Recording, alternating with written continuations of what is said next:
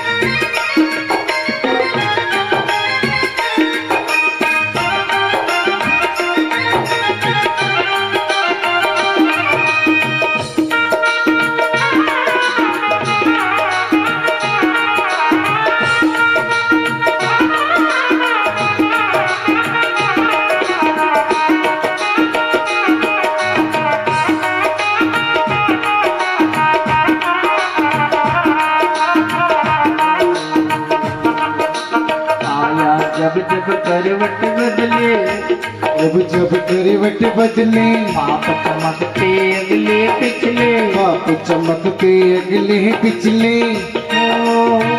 मुझको बचाने वाला कोई नहीं रे, मुझको बचाने वाला कोई नहीं रे। शंभो नाथ से निराला, नाथ से निराला, कोई नाथ से निराला, गुरुनाथ से निराला, यहाँ कोई नहीं।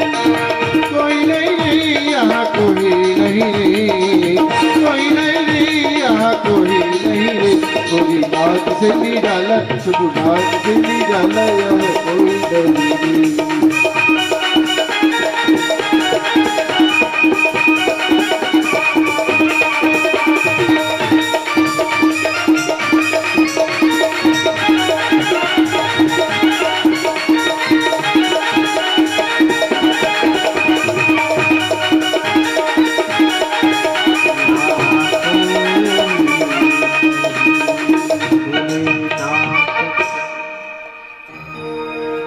चंचुला से कहा कि काशी अविमुक्ति नगरी है, बहुत ध्यान से सुनना।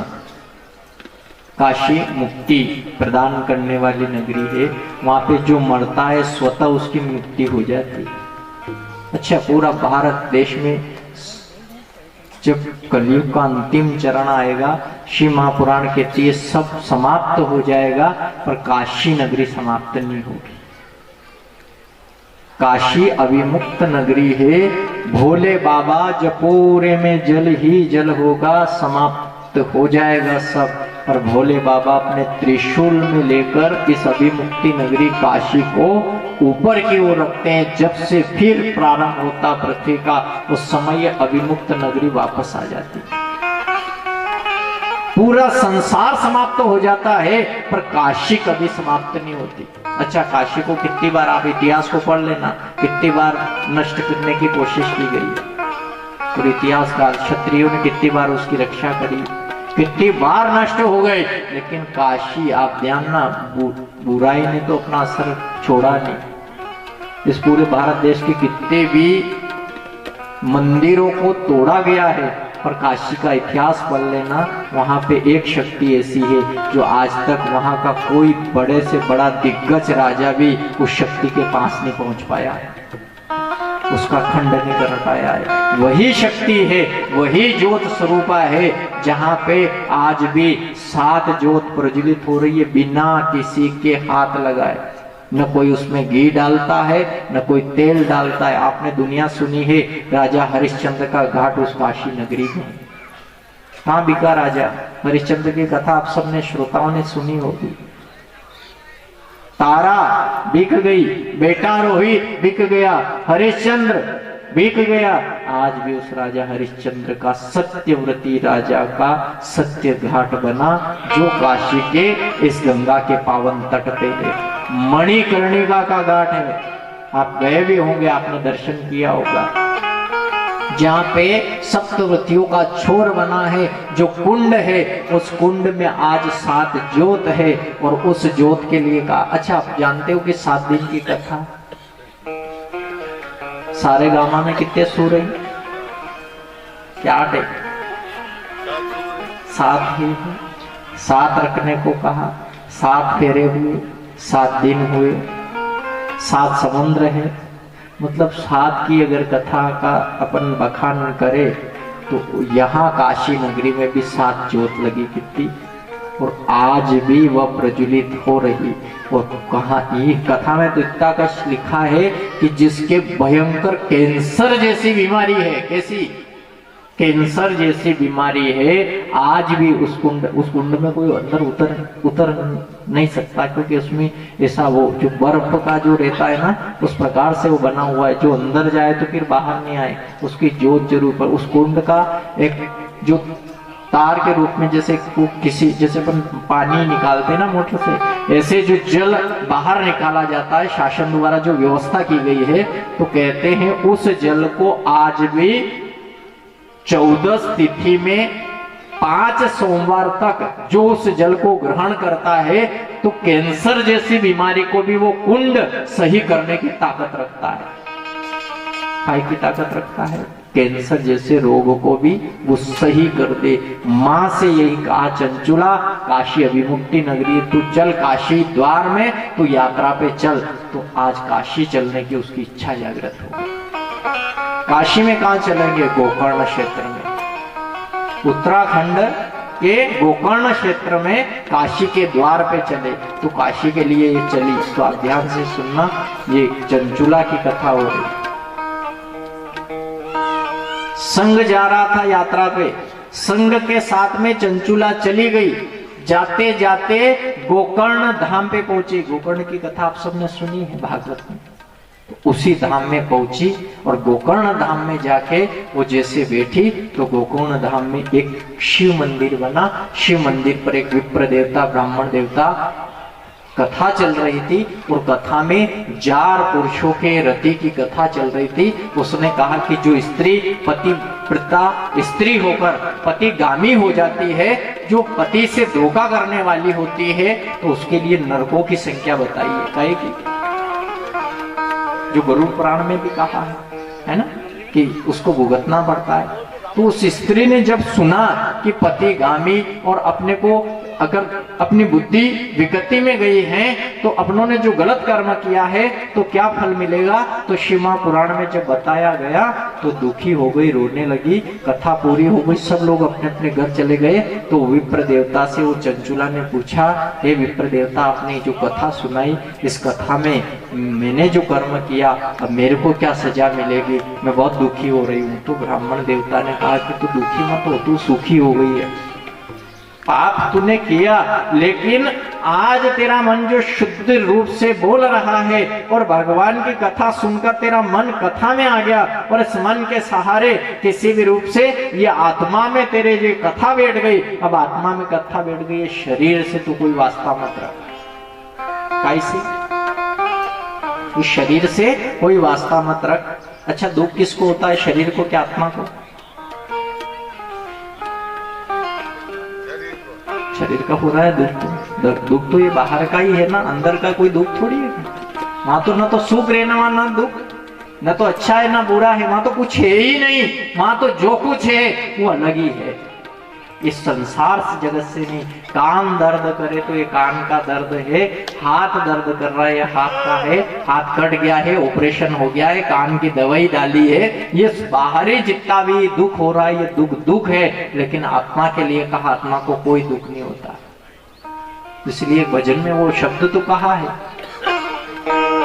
बेगम देश चलो रे मन मेरा, वहाँ लगा सतगुरु का डेरा, अमृत बूंद जरे क्यों रे मन सुने। पर कोई से कितना भी को तो उड़ने की नहीं करे, ये तो सुमिरन करे ने कुछ नहीं करे। कि क्या करे, कि ये तो खाने का और जाने का काम करे और भगवान का भजन का काम करे।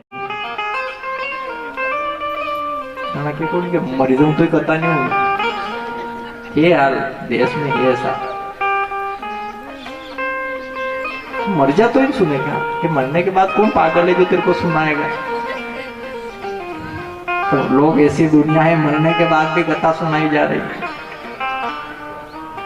गुरुदेव गलत तो नहीं कह रहे हैं, मरने के बाद भी तो कथा कितना असर कर रही। हजारों सालों से प्रेत बन के बैठा, ये कथा आ रही है। गोकर्ण क्षेत्र में जो कथा सुनी, चंचुला ने हाथ जोड़ के कहा कि मैं कथा सुनूं। कथा सुनी और पार्वती का ध्यान आया। वो पार्वती गोरा मैया के साथ वो धाम को गई और पार्वती की सखी बन गई। कथा में कितनी शक्ति है। कौन बनी वो? आपसे कहा कि स्त्री को लेने स्त्री आई, किसको? पार्वती माता स्वयं लेने आई चंचुला को और अपने धाम को ले गई और अपने धाम में उसको अपनी सखी बना लिया। जैसे ही जाके चंचुला बैठी तो माता पार्वती ने पूछा, क्यों, क्या बात? अच्छा, कोई कहीं जाता है नहीं, कुछ बोलता नहीं है, चलता नहीं है, कुछ ज्यादा बात नहीं करता है, लोग क्या सोचते हैं? या पामनी मनी ने आई तो गीत बोल लेना, साल लेना, बनती बात करे तो लेवा गई आई धाबे को लेती गाँव। अच्छा, जो देखो, अगर कोई मेहमानदारी में गया साहब, आप उठ के कोई से राम राम नहीं करोगे, बात भी नहीं करोगे, मुंह फुला के बैठे रहोगे, तो जो देखेगा आपको ही देखेगा कि नहीं, ये पामणापुर बैठा है क्या, पामणापुर की मूर्त बेटी है, बोले है ना चाले कुछ, तो ये पामणा का ही काम का। पार्वती परेशान है कि इसको लाई तो सही में, ये ना बोले न बात करे, बस मुंह एक जैसा है, कोई भी बात करो तो बोलती नहीं। अब लोगों देखो, ज्यादा जिसको फोटो खींचाना हो तो फोटो मुंह कैसा करे कोई। अच्छा, चित्र कैसा हो,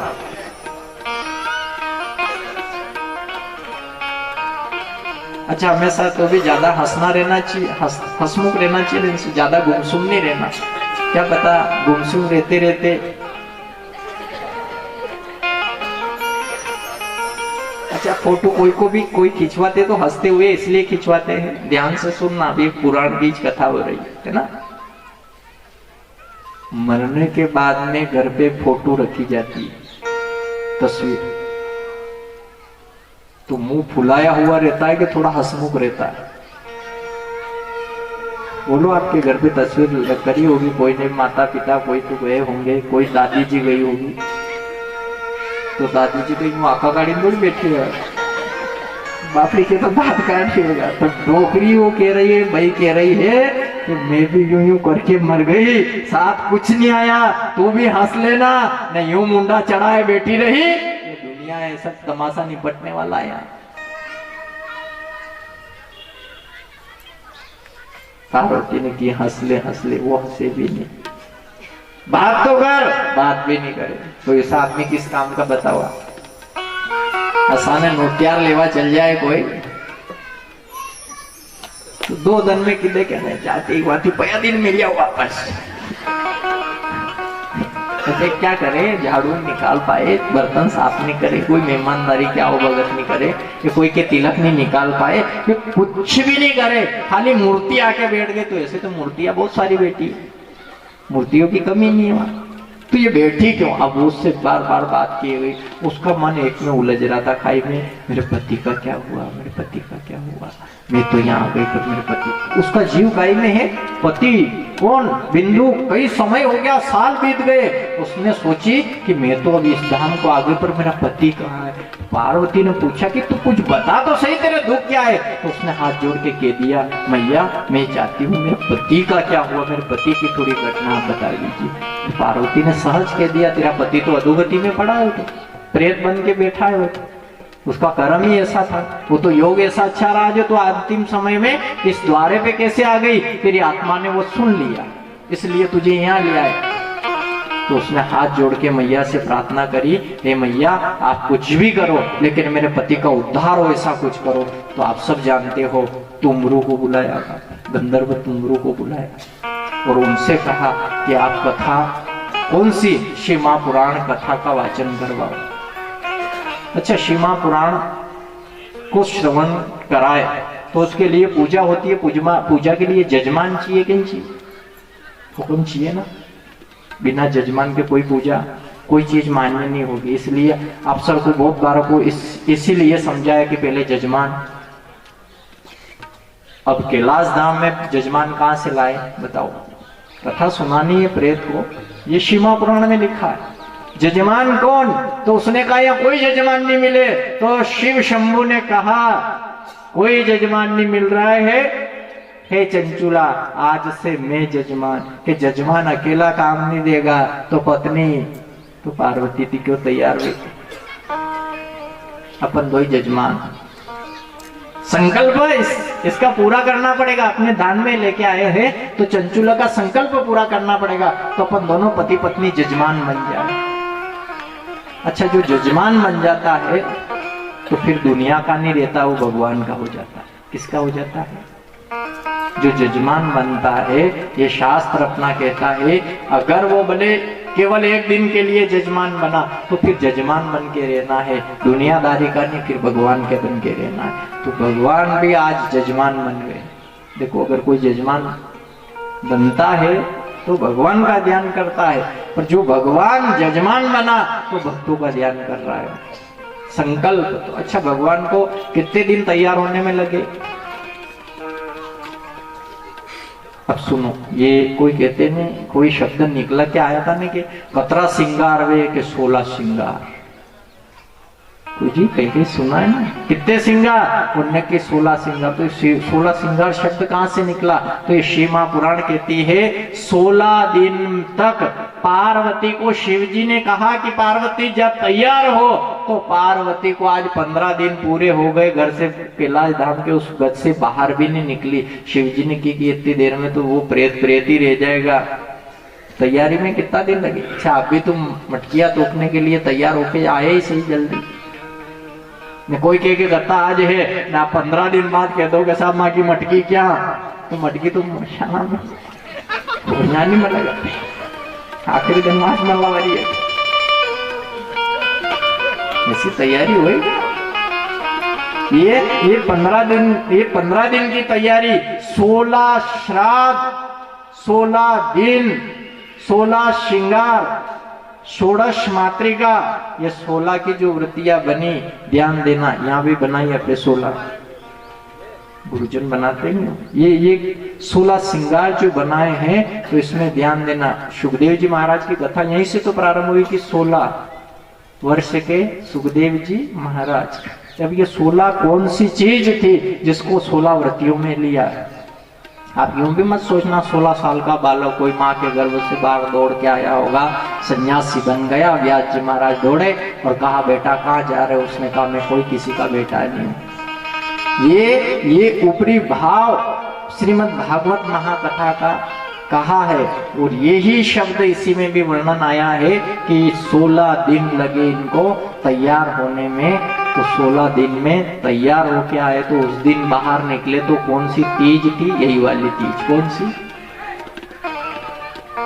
गंगोर तीज। इसलिए क्यों मनाते हैं गंगोर तीज? आप ध्यान देना, जो समाज मनाते हैं तो ये जिस दिन शिव जी, अच्छा और उसमें जो पूजा होती है किसकी होती है? तो गाय का बनाते हैं ना वो मिट्टी विट्टी की। गणगौर तीज में शिव पार्वती तो बनाते हैं। क्या बनाते हैं? तीज का जो देता है, और बहुत लंबी कतार चलती है, उसमें पूजा के लिए जाते हैं, सरोवर पे जाके पूजा करते हैं। कहाँ पे? ये कथा हुई थी इसीलिए, सरोवर के किनारे प्रेतत्व रूप में जो बैठा, कौन? चंचुला का पति बिंदु, और उसकी मुक्ति के लिए आज शिव ने जो पार्वती पे आवाज लगाई, आज का 16वां दिवस है, पार्वती बाहर आई, संकल्प हुआ, और जो संकल्प हुआ ये दोनों जजमान बन के बैठे। वो तीज थी, तीज के दिन श्रृंगार करके बाहर निकली थी 16 दिन में। तो ये देखो बहुत बड़ी उसमें एक कथा वर्णन की है 16 श्रृंगारों की, षोडशोपचार की। तो आप ध्यान ये देना जीवन में कि अपने को जजमान बनने के लिए ऐसी तैयारी मत करना। कैसी तैयारी? के बस देहरादून इंटरसिटी नोकल, लोग नोकल गाड़ियां भी निकाल दे इंटरसिटी तो अगर वहां की गाड़ी, अच्छा ईमानदारी से कहो कि गाड़ी का समय हो गया तो रुकेगी कि अपना इंतजार करेगी? रुकेगा वहां? नहीं रुकेगी। गाड़ी इतना ध्यान रखती है, ध्यान देना। आपको पता है इंदौर जाके रुकी और उसने कहा कि थोड़ी देर ये प्लेटफार्म पे रहेगी, गाड़ी नंबर 3 है 4 है जो है, आपकी इच्छा हुई थोड़ी देर यहाँ रहेगी 2-5 मिनट, चलो उतरो चाय पी लो। अब आप गए, चाय की कहा, चाय भरी, हाथ में ली, आपने घूंट डाला और टन टन टन बज गया अपने 3 नंबर की गाड़ी का ही। तो ईमानदारी थी को अबे चाय पोगा कि फेंकोगा?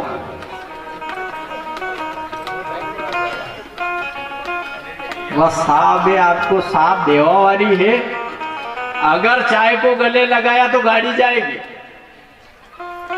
तो चाय फेंकवा में सारे के नहीं। ऐसे ही संसार जगत में ये मानव जीवन की गाड़ी है, इसमें जितने साथ ये सहारे दिख रहे हैं, ये सहारे फेंक कर शिमा पुराण रूपी गाड़ी ट्रेन है, उसमें बैठ के जाने में सार है। क्योंकि ये चाय तो फिर मिल जाएगी, नाश्ता भी फिर मिल जाएगी, पर सीमा पुराण का शब्द जो कभी आने वाला है वो वापस से जिंदगी में कभी नहीं आने वाला। क्योंकि जो समय निकलता है वो वापस कभी नहीं आता, कभी भी आएगा।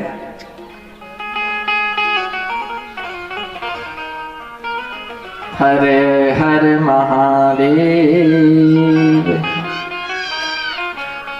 अब जो कथा हुई, कथा सुनी, जजमान बने, शिमा पुराण का अनुष्ठान प्रारंभ हुआ। और जो कथा का प्रारंभ हुआ तो बिंदुक जैसा पापी भी शिमा पुराण के 7 दिवस की कथा को श्रवण करके शिव लोक शिव धाम को प्राप्त हो गया। बोलिए सदा शिव भोलेनाथ की।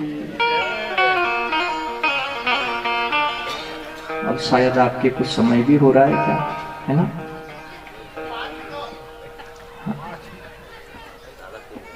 अभी चाय भी पीने लगा।